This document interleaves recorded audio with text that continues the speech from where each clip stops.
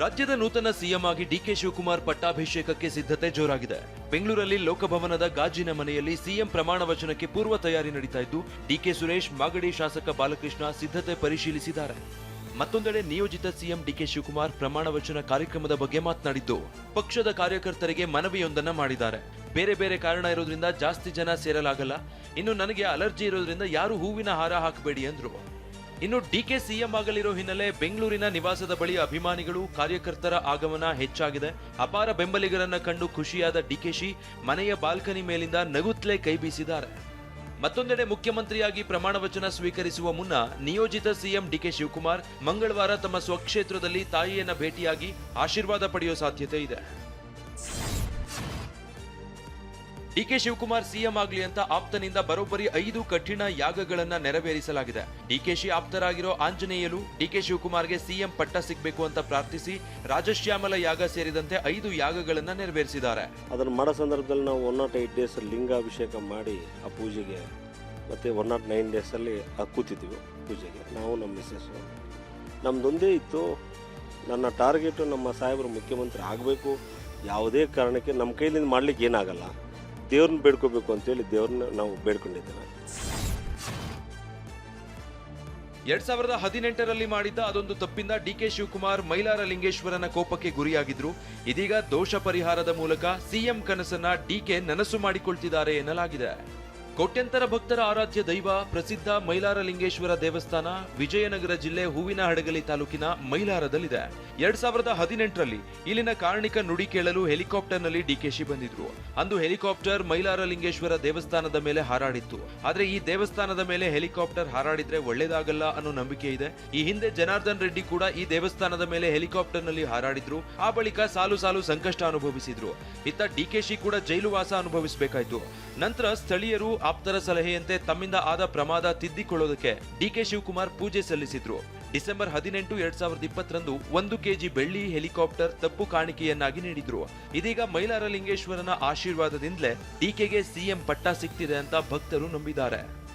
ಮತ್ತೊಂದೆಡೆ 2018ರಲ್ಲಿ ದೇಗುಲದ ಮೇಲೆ ಹೆಲಿಕಾಪ್ಟರ್ನಲ್ಲಿ ಹಾರಾಡಿ ಮೈಲಾರ ಲಿಂಗೇಶ್ವರನ ಕೋಪಕ್ಕೆ ಗುರಿಯಾಗಿದ್ದ ಡಿಕೆ ಶಾಪ ವಿಮೋಚನೆಗಾಗಿ ಭಕ್ತನೊಬ್ಬ ಹರಕೆ ಕಟ್ಟಿಕೊಂಡಿದ್ದಾನೆ. ಹಾವೇರಿಯ ರಾಜು ತಮ್ಮಣ್ಣ ಮಂಡಿ ಸೇವೆ ಮಾಡುವ ಹರಕೆ ಹೊತ್ತಿದ್ರು. ಇದೀಗ ಬುಧವಾರ ಸಿಎಂ ಆಗಿ ಡಿಕೆಶಿ ಪ್ರಮಾಣ ವಚನ ಹಿನ್ನೆಲೆ ರಾಜು ತಮ್ಮಣ್ಣ ಮಂಡಿ ಊರಿ ಸೇವೆ ಸಲ್ಲಿಸಿದ್ದಾರೆ. ಮುಖ್ಯಮಂತ್ರಿ ಪದಗ್ರಹಣ ಹತ್ತಿರ ಆಗ್ತಾ ಇರುವಾಗಲೇ ಸಿದ್ದರಾಮಯ್ಯ ಮತ್ತು ಡಿಕೆ ಶಿವಕುಮಾರ್ ವಿಶೇಷ ವಿಮಾನದಲ್ಲಿ ದೆಹಲಿಗೆ ತೆರಳಿದ್ದಾರೆ. ನೂತನ ಸಂಪುಟ ರಚನೆ ಕಸರತ್ತು, ಡಿಸಿಎಂ ಸ್ಥಾನದ ಬಗ್ಗೆ ಹೈಕಮಾಂಡ್ ನಾಯಕರ ಜೊತೆ ಸಿದ್ದರಾಮಯ್ಯ, ಡಿಕೆ ಶಿವಕುಮಾರ್ ಚರ್ಚಿಸಲಿದ್ದಾರೆ. ರಾತ್ರಿ 9 ಗಂಟೆಗೆ ಎಐಸಿಸಿ ಅಧ್ಯಕ್ಷ ಮಲ್ಲಿಕಾರ್ಜುನ ಖರ್ಗೆ ದೆಹಲಿ ನಿವಾಸದಲ್ಲಿ ಮೀಟಿಂಗ್ ನಡೆಯಲಿದ್ದು, ಸಿದ್ದರಾಮಯ್ಯ, ಡಿಕೆ ಶಿವಕುಮಾರ್, ಖರ್ಗೆ, ಸುರ್ಜೇವಾಲಾ, ಕೆಸಿ ವೇಣುಗೋಪಾಲ್ ಚರ್ಚಿಸಲಿದ್ದಾರೆ. ಸಚಿವ ಸಂಪುಟ, ಕೆಪಿಸಿಸಿ ಅಧ್ಯಕ್ಷ ಸ್ಥಾನ, ಡಿಸಿಎಂ ಸ್ಥಾನದ ಬಗ್ಗೆ ಚರ್ಚೆ ನಡೆಯಲಿದೆ. ಸಂಪುಟದಲ್ಲಿ ಯಾರನ್ನ ಮುಂದುವರಿಸಬೇಕು, ಯಾರನ್ನ ಕೈ ಬಿಡಬೇಕು, ಕೆಪಿಸಿಸಿ ಅಧ್ಯಕ್ಷ ಸ್ಥಾನ ಯಾರಿಗೆ ಕೊಡಬೇಕು, ಹೆಚ್ಚುವರಿ ಡಿಸಿಎಂ ಬೇಕಾ ಬೇಡವಾ, ಸಿದ್ದರಾಮಯ್ಯ ಪುತ್ರ ಯತೀಂದ್ರಗೆ ಸ್ಥಾನಮಾನ ನೀಡಬೇಕಾ, ಮೊದಲ ಬಾರಿ ಆಯ್ಕೆಯಾದ ಶಾಸಕರಿಗೆ ಸಚಿವ ಸ್ಥಾನ ಕೊಡಬೇಕಾ ಬೇಡವಾ, ಈ ಕುರಿತು ಹೈಕಮಾಂಡ್ ಮಟ್ಟದಲ್ಲಿ ಚರ್ಚೆ ನಡೆಸಿ ಬಹುತೇಕ ಇವತ್ತೇ ಫೈನಲ್ ಮಾಡುವ ಸಾಧ್ಯತೆ ಇದೆ. ಕನಿಷ್ಠ 3 ಡಿಸಿಎಂ ಸ್ಥಾನಗಳ ರಚನೆಗಾಗಿ ಸಿದ್ದರಾಮಯ್ಯ ಹೈಕಮಾಂಡ್ ನಾಯಕರ ಎದುರು ಒತ್ತಡ ಹೇರುವ ಸಾಧ್ಯತೆ ಇದೆ. ಮೊನ್ನೆ ಸಿದ್ದರಾಮಯ್ಯ ನಿವಾಸದಲ್ಲಿ ನಡೆದ ಸಭೆಯಲ್ಲಿ ಒತ್ತಡ ಹೇರಲಾಗಿದೆ. ಹೀಗಾಗಿ ಸಂಪುಟ ರಚನೆ ಸಂಬಂಧ ವರಿಷ್ಠರ ಜೊತೆ ಚರ್ಚೆ ನಡೆಯಲಿದ್ದು, ಸಿದ್ದರಾಮಯ್ಯ 3 ಡಿಸಿಎಂ ಸ್ಥಾನ ನೀಡೋದಕ್ಕೆ ಬೆಂಬಲಿಸಿದ್ದಾರೆ ಅಂತ ಹೇಳಲಾಗ್ತಾ ಇದೆ. ಪರಮೇಶ್ವರ್, ಎಂಬಿ ಪಾಟೀಲ್, ಜಮೀರ್ ಡಿಸಿಎಂ ಮಾಡೋದಕ್ಕೆ ಒತ್ತಡ ಹೇರುವ ಸಾಧ್ಯತೆ ಇದೆ. ಪರಮೇಶ್ವರ್ 8 ವರ್ಷ ಕೆಪಿಸಿಸಿ ಅಧ್ಯಕ್ಷರಾಗಿ ಕಾರ್ಯನಿರ್ವಹಿಸಿದ್ದಾರೆ. ಮುಖ್ಯಮಂತ್ರಿ ಆಕಾಂಕ್ಷಿ ಕೂಡ ಆಗಿದ್ದರು. ಜಾತಿ ಸಮೀಕರಣದ ಕಾರಣ ಡಿಸಿಎಂ ಸ್ಥಾನ ನೀಡುವಂತೆ ಒತ್ತಡ ಹೇರುವ ಸಾಧ್ಯತೆ ಇದೆ. ಇನ್ನು ತಮ್ಮ ಪುತ್ರನಿಗೆ ಡಿಸಿಎಂ ಪಟ್ಟ ನೀಡೋದಕ್ಕೆ ನಿರಾಕರಿಸಿರುವ ಸಿದ್ದರಾಮಯ್ಯ ತಮ್ಮ ಬೆಂಬಲಿಗರ ಪರ ಹೈಕಮಾಂಡ್ ಎದುರು ಬ್ಯಾಟ್ ಬೀಸಲಿದ್ದಾರೆ. ಈಗ ಆಲ್ರೆಡಿ ಸಚಿವರ ಪಟ್ಟಿಯನ್ನು ಸಿದ್ಧಪಡಿಸಿರುವ ಸಿದ್ದರಾಮಯ್ಯ ತಮ್ಮ ಬೆಂಬಲಿಗ ಶಾಸಕರುಗಳಿಗೆ ಸಚಿವ ಸ್ಥಾನಕ್ಕಾಗಿ ಪಟ್ಟು ಹಿಡಿಯಲಿದ್ದಾರೆ ಅಂತ ಹೇಳಲಾಗ್ತಾ ಇದೆ. ಹೊಸ ಸಿಎಂ ನೇತೃತ್ವದ ಸರ್ಕಾರದಲ್ಲಿ ಸಚಿವ ಸ್ಥಾನ ಪಡೆಯುವುದಕ್ಕೆ ಶಾಸಕರ ಲಾಬಿ ಜೋರಾಗಿದೆ. ಮತ್ತೊಂದೆಡೆ ಮಾಜಿ ಸಚಿವರು, ನಾಯಕರಿಂದ ಡಿಕೆ ಶಿವಕುಮಾರ್ ಭೇಟಿಯ ಪರೇಡ್ ನಡೆದಿದೆ. ನಿಯೋಜಿತ ಸಿಎಂ ಡಿಕೆ ಶಿವಕುಮಾರ್ ಜೊತೆ ಹರಿಪ್ರಸಾದ್ ಚರ್ಚಿಸಿದ್ದಾರೆ. ದೆಹಲಿಯ ಕರ್ನಾಟಕ ಭವನದಲ್ಲಿ 20 ನಿಮಿಷ ಪ್ರತ್ಯೇಕವಾಗಿ ಚರ್ಚಿಸಿದ್ದಾರೆ. ಆದರೆ ಹರಿಪ್ರಸಾದ್ಗೆ ಮಂತ್ರಿ ಸ್ಥಾನವೋ ಅಥವಾ ಸಭಾಪತಿ ಸ್ಥಾನವೋ ಅನ್ನೋ ಚರ್ಚೆ ಶುರುವಾಗಿದೆ. ಹರಿಪ್ರಸಾದ್ಗೆ ಹೈಕಮಾಂಡ್ ಸಭಾಪತಿ ಸ್ಥಾನದ ಆಫರ್ ನೀಡೋ ಸಾಧ್ಯತೆ ಇದ್ದು, ಈ ಕುರಿತು ಇನ್ನೂ ಬಿಕೆ ಹರಿಪ್ರಸಾದ್ ನಿರ್ಧಾರ ಮಾಡಿಲ್ಲ ಎನ್ನಲಾಗಿದೆ. ಇತ್ತ ದೆಹಲಿಯಲ್ಲಿ ಸಚಿವಾಕಾಂಕ್ಷಿಗಳಿಂದ ಡಿಕೆಶಿ ಭೇಟಿ ಜೋರಾಗಿದೆ. ಶಾಸಕರಾದ ಹಂಪನಗೌಡ ಬಾದರ್ಲಿ, ಬಸವರಾಜ ರಾಯರೆಡ್ಡಿ, ಎಸಿ ಶ್ರೀನಿವಾಸ್, ಟಿಬಿ ಜಯಚಂದ್ರ, ವಿಜಯಾನಂದ ಕಾಶಪ್ಪನವರ್, ಲಕ್ಷ್ಮೀ ಹೆಬ್ಬಾಳ್ಕರ್ ಸೇರಿದಂತೆ ಹಲವು ಶಾಸಕರಿಂದ ಡಿಕೆ ಭೇಟಿ ಮಾಡಿ ಕ್ಯಾಬಿನೆಟ್ನಲ್ಲಿ ಅವಕಾಶ ನೀಡುವಂತೆ ಮನವಿ ಮಾಡಲಾಗಿದೆ. ಕೆಪಿಸಿಸಿ ಅಧ್ಯಕ್ಷ ಸ್ಥಾನಕ್ಕಾಗಿ 3 ನಾಯಕರಿಂದ ಪೈಪೋಟಿ ನಡೆದಿದೆ. ಅಹಿಂದ ಕೋಟಾದಡಿ ಸತೀಶ್ ಜಾರಕಿಹೊಳಿ, ಬಿಕೆ ಹರಿಪ್ರಸಾದ್ ಹೆಸರು ಕೇಳಿಬಂದಿದೆ. ಶಿವರಾಜ್ ತಂಗಡಗಿ ಕೂಡ ಕೆಪಿಸಿಸಿ ಅಧ್ಯಕ್ಷ ಸ್ಥಾನಕ್ಕೆ ಮನವಿ ಮಾಡಿದ್ದಾರೆ. ಇತ್ತ ಮಂತ್ರಿ ಸ್ಥಾನದ ಜೊತೆಗೆ ಕೆಪಿಸಿಸಿ ಅಧ್ಯಕ್ಷ ಸ್ಥಾನ ಕೊಡಿ ಅಂತ ಸತೀಶ್ ಜಾರಕಿಹೊಳಿ, ಸಿದ್ದರಾಮಯ್ಯ, ಡಿಕೆ ಶಿವಕುಮಾರ್ ಬಳಿ ಪಟ್ಟು ಹಿಡಿದಿದ್ದಾರೆ ಎನ್ನಲಾಗಿದೆ.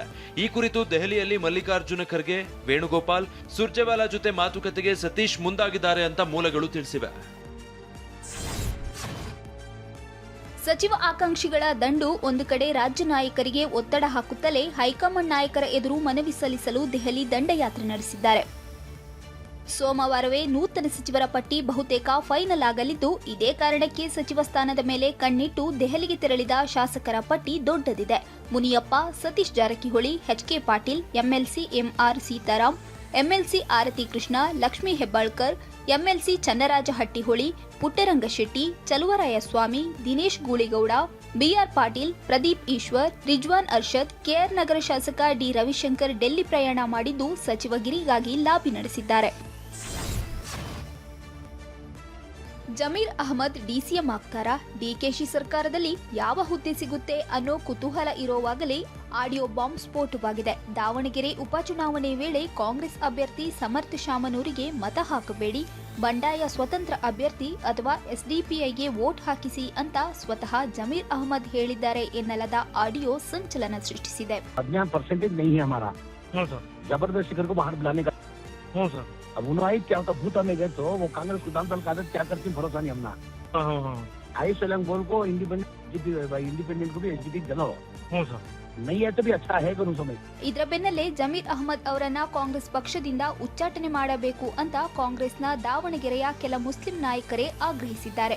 ಮತ್ತೊಂದೆಡೆ ನಮ್ಮ ಜೊತೆ ಭಗವಂತ ಇದ್ದಾನೆ, ಅವರ ಕೆಲಸ ಅವರು ಮಾಡಲಿ, ನಮ್ಮ ಕೆಲಸ ನಾವು ಮಾಡುತ್ತೇವೆ ಅಂತ ಶಾಸಕ ಸಮರ್ಥ ಶಾಮನೂರ್ ಪ್ರತಿಕ್ರಿಯಿಸಿದ್ದಾರೆ. ಆಡಿಯೋ ಬಾಂಬ್ ಬೆನ್ನಲ್ಲೇ ಜಮೀರ್ ಅಹಮದ್ ಖಾನ್ ಮಾಧ್ಯಮ ಪ್ರಕಟಣೆ ಹೊರಡಿಸಿದ್ದಾರೆ. ರಾಜ್ಯದ ಕೆಲವು ಮಾಧ್ಯಮಗಳಲ್ಲಿ ಪ್ರಸಾರವಾಗುತ್ತಿರುವ ನನ್ನ ಕುರಿತ ಆಡಿಯೋ ನಕಲಿಯಾಗಿದೆ. ಎಐ ತಂತ್ರಜ್ಞಾನ ಬಳಸಿ ಸಿದ್ಧಪಡಿಸಲಾಗಿದೆ. ಇದೊಂದು ರಾಜಕೀಯ ಷಡ್ಯಂತ್ರ. ನಕಲಿ ಆಡಿಯೋ ಮಾಡಿ ವೈರಲ್ ಮಾಡಿರುವವರ ವಿರುದ್ಧ ಸೈಬರ್ ಠಾಣೆಗೆ ದೂರು ದಾಖಲಿಸಿ ಕಾನೂನು ಕ್ರಮ ಕೈಗೊಳ್ಳಲಾಗುವುದು. ಆಡಿಯೋ ಬಗ್ಗೆ ಯಾವ ತನಿಖೆಗೆ ಬೇಕಾದರೂ ಒಳಪಡಿಸಲಿ, ನಾನು ಸಿದ್ಧ. ನಾನು ಆ ರೀತಿ ಮಾತನಾಡಿಲ್ಲ ಅಂತ ಜಮೀರ್ ಸವಾಲ್ ಹಾಕಿದ್ದಾರೆ. ಮತ್ತೊಂದೆಡೆ ಆಡಿಯೋ ವೈರಲ್ ಆಗ್ತಿದ್ದಂತೆ ಖಾಸಗಿ ಸ್ಥಳದಲ್ಲಿ ಜಮೀರ್ ಪರಿಷತ್ ಸದಸ್ಯ ನಜೀರ್ ಅಹಮದ್ ಸುಮಾರು 3 ಗಂಟೆಗಳ ಕಾಲ ಮಾತುಕತೆ ನಡೆಸಿದ್ದಾರೆ. ಡಿಕೆ ಶಿವಕುಮಾರ್ ಸಿಎಂ ಆಗ್ತಿರೋದ್ರಿಂದ ಎಚ್ಡಿಡಿ ಮನೆಯಲ್ಲಿ ಸೂತಕದ ಛಾಯೆ ಇದೆ ಅಂದಿದ್ದ ಚಲುವರಾಯಸ್ವಾಮಿ ವಿರುದ್ಧ ಜೆಡಿಎಸ್ ಮಾಜಿ ಶಾಸಕ ಸುರೇಶ್ ಗೌಡ ನೇರ ವಾಗ್ದಾಳಿ ನಡೆಸಿದ್ದಾರೆ.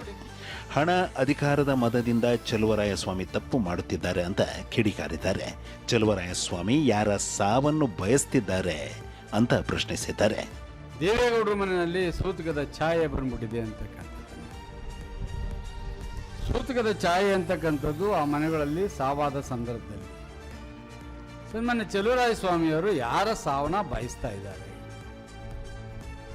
ಬಹಳ ಖಂಡತುಂಡವಾಗಿ ಖಂಡಿಸ್ತೀವಿ ಆತನ ಹೇಳಿಕೆಯನ್ನ. ಇನ್ನು ಮುಂದೆ ಇದೇ ರೀತಿ ಬೇಜವಾಬ್ದಾರಿ ಹೇಳಿಕೆಗಳನ್ನ ಕೊಟ್ರೆ ಅದನ್ನ ಪರಿಸ್ಥಿತಿನ ಎದುರಿಸ್ಬೇಕಾಗ್ತದೆ, ಸರ್, ಕಾನ್ಸಿಕ್ವೆನ್ಸಸ್ ಎದುರಿಸ್ಬೇಕಾಗ್ತದೆ ಆತ. ಇನ್ನೊಂದು ಸಾರಿ ದೇವೇಗೌಡರ ಬಗ್ಗೆ, ಅವ್ರ ಕುಟುಂಬದವ್ರ ಬಗ್ಗೆ, ಕುಮಾರಸ್ವಾಮಿಯವ್ರ ಬಗ್ಗೆ ನಾಲ್ಗೆನ ಉದ್ದ ಬಿಟ್ಟು ನಿನ್ನ ನಾಲ್ಗೆನ ಎಲ್ಲೆಲ್ಲಿ ಕತ್ತರಿಸ್ಬೇಕು ಅಂತಕ್ಕಂಥ ನಮಗೆ ಚೆನ್ನಾಗಿ ಗೊತ್ತಿದೆ. ನಿನ್ನ ಹತ್ರ ಅಧಿಕಾರ ಇರ್ಬೋದು, ಹಣ ಇರ್ಬೋದು, ದುರಾಂಕಾರ ಇರ್ಬೋದು, ಅದಕ್ಕಿಂತ 10 ಪಟ್ಟು ನಡೆಸ್ಕೊಳ್ತಕ್ಕಂಥ ಶಕ್ತಿ ನಮ್ಮ ಹತ್ರ ಇದೆ. ಜನಗಳು ನಮ್ಗೆ ಆ ಶಕ್ತಿ ಕೊಟ್ಟಿದ್ದಾರೆ ಅಂತಕ್ಕಂಥ ಈ ಸಂದರ್ಭದ ಎಚ್ಚರಿಕೆ ಮಾತನ್ನ ಆತನಿಗೆ ಹೇಳ್ತಾ ಇದ್ದೀನಿ.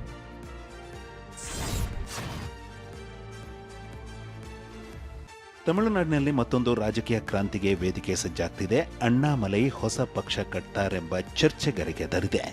ಜೂನ್ 4ರಂದು ಅಣ್ಣಾಮಲೈ ಹುಟ್ಟು ಹಬ್ಬ ಆಚರಿಸಿಕೊಳ್ತಿದ್ದಾರೆ. ಬಳಿಕ ಹೊಸ ಪಕ್ಷದ ಬಗ್ಗೆ ಅಧಿಕೃತ ಘೋಷಣೆ ಮಾಡಲಿದ್ದಾರೆ ಎನ್ನಲಾಗಿದೆ.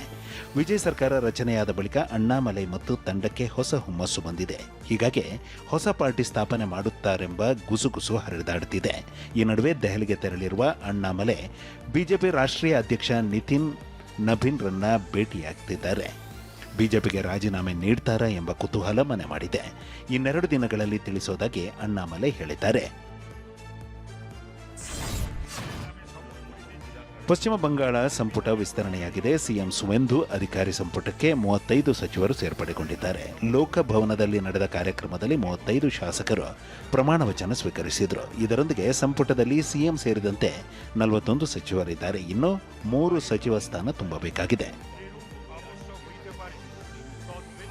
ಇತ್ತ ತೃಣಮೂಲ ಕಾಂಗ್ರೆಸ್ ಅಧಿನಾಯಕಿ ಮಮತಾ ಬ್ಯಾನರ್ಜಿ ಕರೆ ನೀಡಿದ್ದ ಸಭೆಗೆ ಬಹುತೇಕ ಶಾಸಕರು ಗೈರು ಹಾಜರಾಗಿದ್ದರು.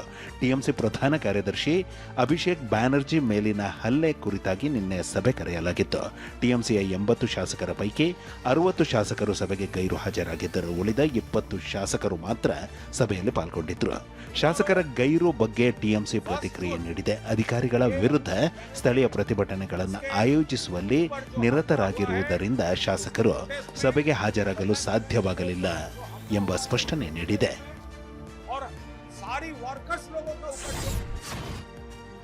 ಪೆಟ್ರೋಲ್, ಡೀಸೆಲ್, ಸಿಎನ್ಜಿ ದರ ಏರಿಕೆಯಿಂದ ತತ್ತರಿಸಿದ್ದ ಜನರಿಗೆ ಕೇಂದ್ರ ಸರ್ಕಾರ ಮತ್ತೊಂದು ಶಾಕ್ ಕೊಟ್ಟಿದೆ. ವಾಣಿಜ್ಯ ಸಿಲಿಂಡರ್ ದರವನ್ನ ಏಕಾಏಕಿ 46 ರೂಪಾಯಿ ಏರಿಕೆ ಮಾಡಲಾಗಿದೆ. 46 ರೂಪಾಯಿ ದರ ಏರಿಕೆ ಬಳಿಕ 11 ಕೆಜಿ ಕಮರ್ಷಿಯಲ್ ಸಿಲಿಂಡರ್ ಬೆಲೆ ಈಗ 3,198 ರೂಪಾಯಿ ಆಗಿದೆ. ಮಾರ್ಚ್ ತಿಂಗಳಲ್ಲಿ 144 ರೂಪಾಯಿ, ಏಪ್ರಿಲ್ನಲ್ಲಿ 203 ರೂಪಾಯಿ ಹೆಚ್ಚಾಗಿದ್ರೆ ಮೇ ತಿಂಗಳಲ್ಲಿ ಬರೋಬ್ಬರಿ 991 ರೂಪಾಯಿ ಹೆಚ್ಚಾಗಿತ್ತು. ಇವತ್ತು 46 ರೂಪಾಯಿ ಏರಿಕೆ ಆಗಿದೆ. ಹೀಗೆ ಕೇವಲ 4 ತಿಂಗಳಲ್ಲಿ 1,384 ರೂಪಾಯಿ ಹೆಚ್ಚಾಗಿದೆ. ಕಮರ್ಷಿಯಲ್ ಸಿಲಿಂಡರ್ ದರ ಏರಿಕೆ ಬಗ್ಗೆ ಕಿಡಿಕಾರಿದ ಎಐಸಿಸಿ ಅಧ್ಯಕ್ಷ ಮಲ್ಲಿಕಾರ್ಜುನ್ ಖರ್ಗೆ, ಮೋದಿ ದಿನ ಬಿಟ್ಟು ದಿನ ಗ್ಯಾಸ್, ತೈಲ ಬೆಲೆ ಏರಿಕೆ ಮಾಡ್ತಿದ್ದಾರೆ. ಮೋದಿಗೆ ಜನರ ಬಗ್ಗೆ ಕಾಳಜಿ ಇಲ್ಲ, ವಿಶ್ವಾಸ ಕಳೆದುಕೊಂಡಿದ್ದಾರೆ ಎಂದಿದ್ದಾರೆ. ಗ್ಯಾಸ್ ಬೆಲೆ, ಪೆಟ್ರೋಲ್ ಬೆಲೆ, ಆಮೇಲೆ ಡೀಸೆಲ್ ಬೆಲೆ, ಪ್ರತಿಯೊಂದರ ಬೆಲೆ ಮೋದಿ ಅದನ್ನು ದಿನ ಬಿಟ್ಟು ದಿನ ಏರಿಸ್ತಾನೆ ಇದ್ದಾರೆ. ಬಹುಶಃ ಅವರಿಗೆ ದೇಶದ ಬಗ್ಗೆ ಕಾಳಜಿ ಇಲ್ಲ. ಕಮರ್ಷಿಯಲ್ ಸಿಲಿಂಡರ್ ಬೆಲೆ ಮತ್ತೆ ಮತ್ತೆ ಏರಿಕೆಯಾಗ್ತಿರೋ ಬಗ್ಗೆ ಆತಂಕ ವ್ಯಕ್ತಪಡಿಸಿರುವ ಹೋಟೆಲ್ ಮಾಲೀಕರು ಮುಂದಿನ ದಿನಗಳಲ್ಲಿ ಸಿಲಿಂಡರ್ ಬೆಲೆ 4,000 ರೂಪಾಯಿಗೆ ಏರಿಕೆಯಾಗಲಿದೆ ಎಂದಿದ್ದಾರೆ. ಇವತ್ತು ಸಿಲಿಂಡರ್ 3,198 ರೂಪಾಯಿ ಆಗಿದೆ, 46 ರೂಪಾಯಿ ಜಾಸ್ತಿ ಆಗಿದೆ.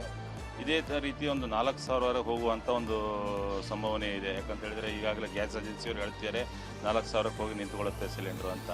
ಇದು ಈ ಮಟ್ಟದಲ್ಲಿ ನಾವು ದರ ಏರಿಕೆ ಆಗೋದು ಅನಿವಾರ್ಯ ಅಂತ ಮಾನ್ಯ ಪ್ರಧಾನಮಂತ್ರಿಗಳು ಹೇಳಿದ್ದಾರೆ. ಜಾಗತಿಕ ತೈಲ ಬಿಕ್ಕಟ್ಟಿನಿಂದ ಈ ರೀತಿ ಆಗ್ತಾ ಇದೆ. ಇದಕ್ಕೆ ಏನಾದರೂ ನಾವು ಒಂದು ಪರ್ಯಾಯ ಮಾರ್ಗ ಹುಡ್ಕೋಬೇಕಾಗುತ್ತೆ. ಪ್ರತಿ ಬಾರಿಯೂ ನಾವು ಗ್ರಾಹಕರ ಮೇಲೆ ಈ ಹೊರೆಯನ್ನು ಹಾಕ್ಲಿಕ್ಕೆ ಆಗಲ್ಲ.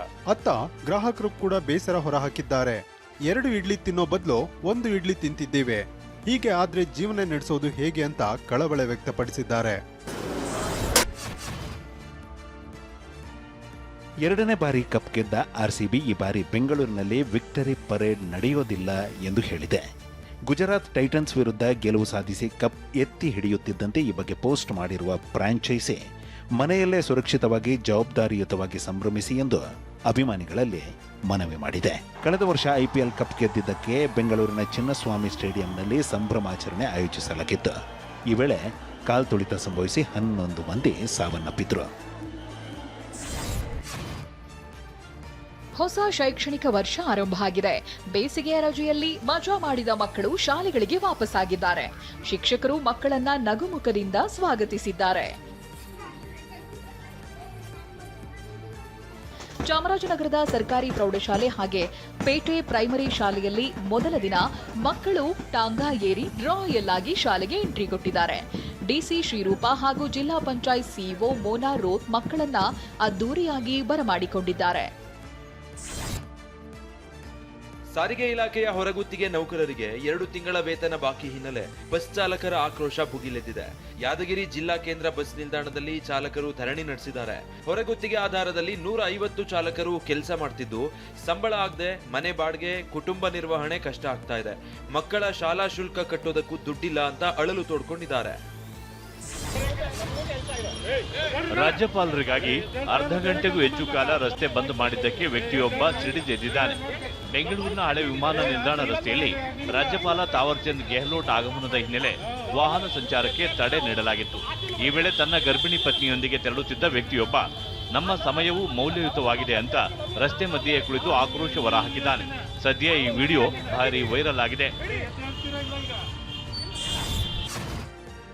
ಸೋಷಿಯಲ್ ಮೀಡಿಯಾದಲ್ಲಿ ಹುಟ್ಟಿದ್ದ ಪ್ರೀತಿ ಹುಡುಕಿ ಬಂದ ಪಾಕ್ ಯುವಕನನ್ನ ಭದ್ರತಾ ಪಡೆ ಹೆಡೆಮುರಿ ಕಟ್ಟಿದೆ. ಪಿಒಕೆಯ ಮುಜಾಫರ್ಬಾದ್ ನಿವಾಸಿ ಜಿಶನ್ ಅಹಮದ್ ಮಿರ್ ಬಂಧಿತ ವ್ಯಕ್ತಿ. ಇಲ್ಲಿ ನೋಡಿ, ಮಂಗನ ಚೇಷ್ಟೆ ಅದೆಲ್ಲಿತ್ತೋ ಏನೋ, ಚಂಗೆಂದು ಜಿಗಿದು ಬಂದ ಕೋಟಿರಾಯ ದುಡ್ಡಿನ ಚೀಲದೊಂದಿಗೆ ಪರಾರಿಯಾಗಿದ್ದಾನೆ.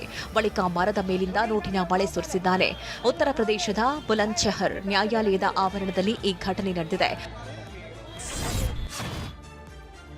ಕೋಲ್ಕತ್ತಾದ ಲೇಕ್ ಟೌನ್ ಪ್ರದೇಶದಲ್ಲಿ ನಿರ್ಮಿಸಲಾಗಿದ್ದ ಫುಟ್ಬಾಲ್ ದಿಗ್ಗಜ ಲಿಯೋನೆಲ್ ಮೆಸ್ಸಿಯ ಬೃಹತ್ ಪ್ರತಿಮೆಯ ತೆರವು ಕಾರ್ಯ ಆರಂಭವಾಗಿದೆ. ಕಳೆದ ವರ್ಷ ಡಿಸೆಂಬರ್ನಲ್ಲಿ ಕೋಲ್ಕತ್ತಾ ಪ್ರವಾಸಕ್ಕೆ ಬಂದಿದ್ದ ಮೆಸ್ಸಿ ಸ್ವತಃ ಈ ಪ್ರತಿಮೆಯನ್ನ ಅನಾವರಣಗೊಳಿಸಿದ್ರು. 70 ಅಡಿ ಎತ್ತರದ ಈ ಪ್ರತಿಮೆ ಗಾಳಿಯ ರಭಸಕ್ಕೆ ತೂಗಾಡ್ತಾ ಇರುವುದನ್ನು ಗಮನಿಸಿದ ಸ್ಥಳೀಯರು ಪೊಲೀಸರಿಗೆ ದೂರು ಕೊಟ್ಟಿದ್ರು. ಬೆಂಗಳೂರಲ್ಲಿ ಚಿನ್ನದ ದರ ಕೊಂಚ ಇಳಿಕೆಯಾಗಿದೆ. 22 ಕ್ಯಾರೆಟ್ನ 1 ಗ್ರಾಂ ಚಿನ್ನ ನಿನ್ನೆ 14,395 ರೂಪಾಯಿ ಇತ್ತು. ಇಂದು 14,320 ಆಗಿದೆ. 24 ಕ್ಯಾರೆಟ್ನ 1 ಗ್ರಾಂ ಚಿನ್ನ ನಿನ್ನೆ 15,704 ರೂಪಾಯಿ ಇತ್ತು. ಇಂದು 15,622 ರೂಪಾಯಿ ಆಗಿದೆ.